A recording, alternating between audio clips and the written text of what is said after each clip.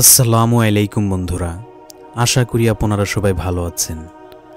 আজ আমি আপনাদের সঙ্গে মহানবী হজরত মুহাম্মদ সাল্লাল্লাহু আলাইহি ওয়াসাল্লামের ডাকে দুই মৃত শিশুর জীবিত হওয়ার ঘটনাটি শেয়ার করব। প্রিয় দর্শক, ইতিহাসের পাতায় এই ঘটনাটি পৃথিবীর সবচেয়ে অলৌকিক ঘটনা হিসেবে আখ্যায়িত করা হয়েছে। এই অলৌকিক ঘটনা থেকে আরেকটি গুরুত্বপূর্ণ শিক্ষা হলো, যদি কোনো মানুষ তার জীবনের চেয়েও বেশি রাসূলুল্লাহ সাল্লাল্লাহু আলাইহি ওয়াসাল্লামকে ভালোবাসে, তবে আল্লাহ তাআলা তাকে অলৌকিকভাবে সাহায্য করেন। একবার সাহাবী হযরত জাবের রাদিয়াল্লাহু তাআলা আনহু নবীজিকে তার ঘরে দাওয়াত করেছিলেন। রাসূল সাল্লাল্লাহু আলাইহি ওয়াসাল্লাম সেই দাওয়াত গ্রহণ করলেন। তিনি দাওয়াত কবুল করার সঙ্গে সঙ্গে জাবের রাদিয়াল্লাহু তাআলা আনহু খুশিতে আত্মহারা হয়ে বাড়ি চলে গেলেন। বাড়িতে গিয়ে স্ত্রীকে খুশির খবরটি জানিয়ে বললেন, দ্রুত আয়োজন করো।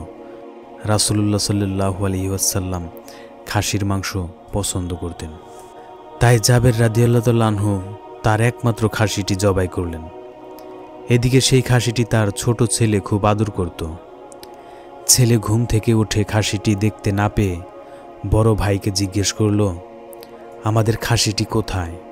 বড় ভাই জানালো, খাসিটি জবাই করা হয়েছে।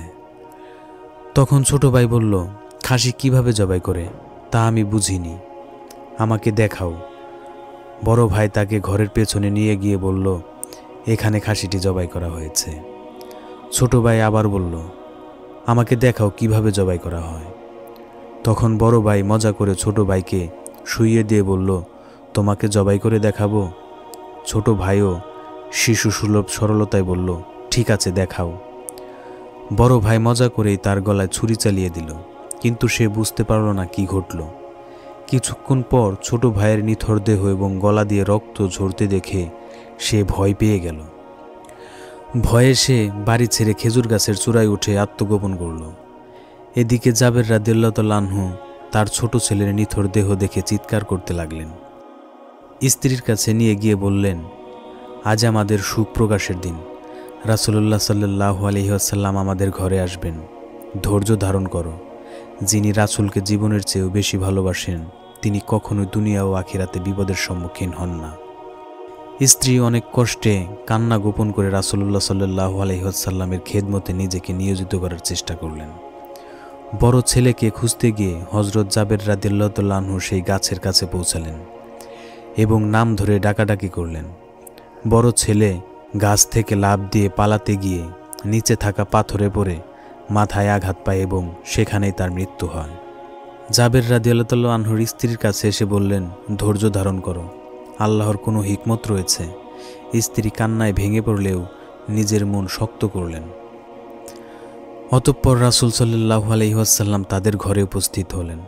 খাবার পরিবেশনের সময় তিনি বললেন, ইয়া জাবের, তোমার দুই সন্তানকে ডাকো, আমি তাদের সঙ্গে খাবার খাবো। জাবের রাদিয়াল্লাহু তাআলা আনহু কাঁদতে কাঁদতে বললেন, ইয়া রাসূলুল্লাহ, তারা তো মারা গেছে। রাসূল সাল্লাল্লাহু আলাইহি ওয়াসাল্লাম বললেন, চলো, আমাকে তাদের কাছে নিয়ে চলো। রাসূল সাল্লাল্লাহু আলাইহি ওয়াসাল্লাম দুই সন্তানের নিথর দেহের কাছে গিয়ে নাম ধরে ডাক দিলেন।